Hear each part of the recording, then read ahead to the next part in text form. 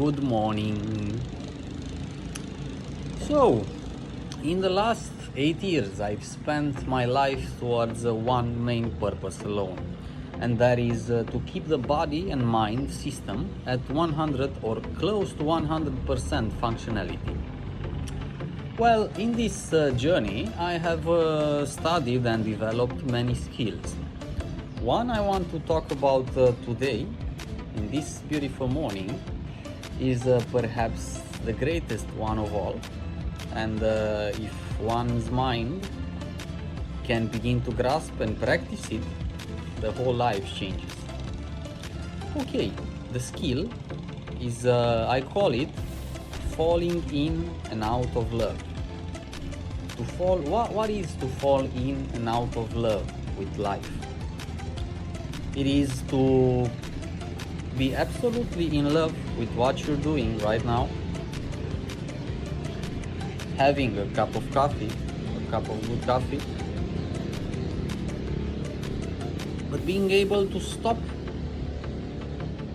and fall out of love at any given moment and return to another falling in love.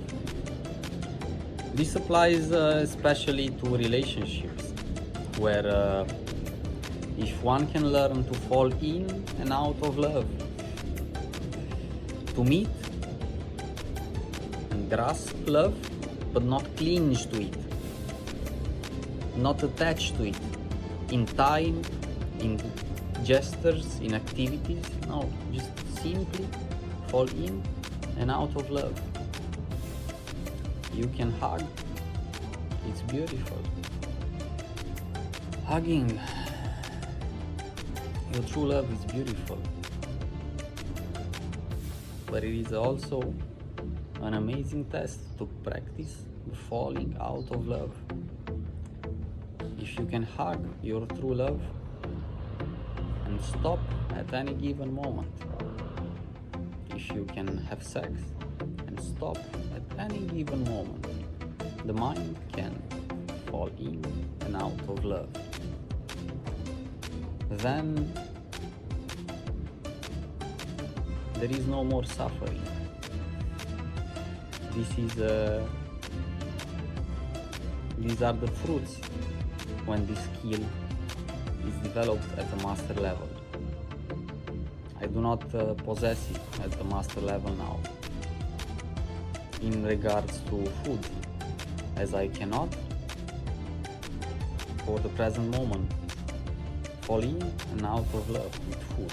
I begin to eat and I cannot stop at any given point.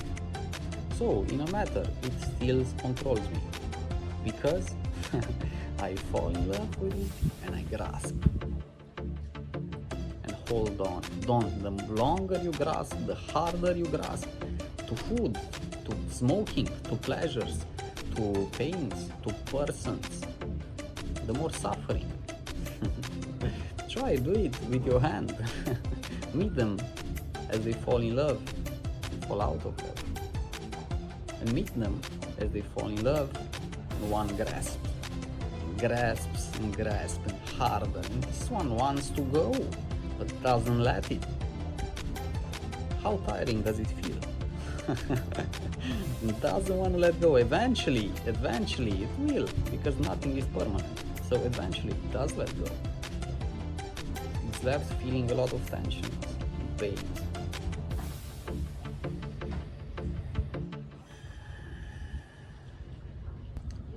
Okay, how does one start to develop this skill? Because in words it's beautiful, in experience it's even more beautiful. Well, this skill, as well as many other life skills, is conditioned by what I said in the beginning. A body and mind system close to 100% functionality. If the body or the mind are sick, one cannot practice this skill, because there is sickness. There is sickness in the stomach, there is sickness in the heart, there is sickness in the mind.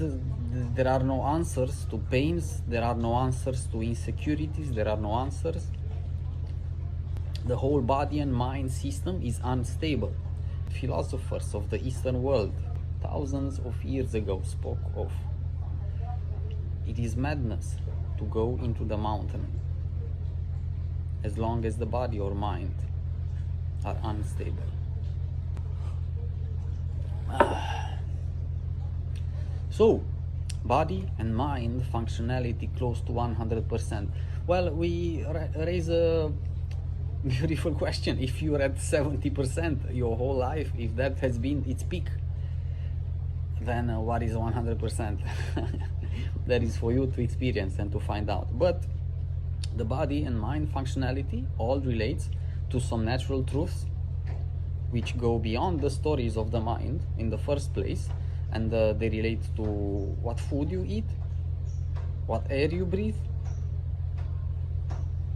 and the dance with gravity. There is movement, resting, power, relaxation, this whole spectrum of what you consume and what you express. But this is where it gets complicated. The mind is so powerful that it can cause conflicts in these natural truths. So, if you've had a great pain in your relationship or some great body pain, and the mind created some patterns of coping with it, either by smoking or eating or procrastinating or whatever coping mechanism you have that holds you from that holds the mind from performing its duty, it can create conflicts, as in the body no longer eats how much it needs, and the body no longer dances with gravity because the mind has other businesses more important, like job and money,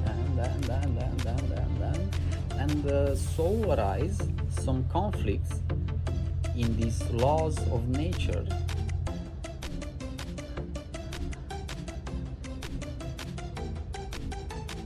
At that point, when there is enough light in the outer world regarding body and food, air, movement, and enough light in the inner world regarding mind patterns and previous experiences,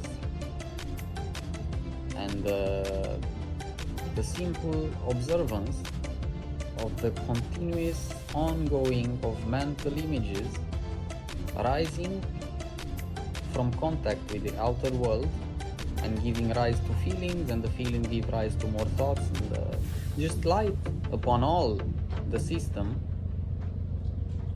then the body and mind will get close to 100% functionality, and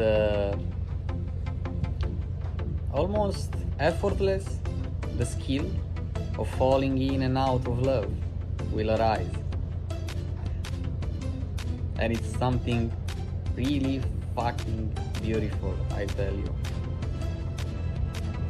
To be able to do anything no matter how much you love it, no matter how good the smell of the loved one feels, no matter how good the high of a food, no matter how strong the scent of a feeling, you can partake in it as dance and stop and do something completely different with no clinging.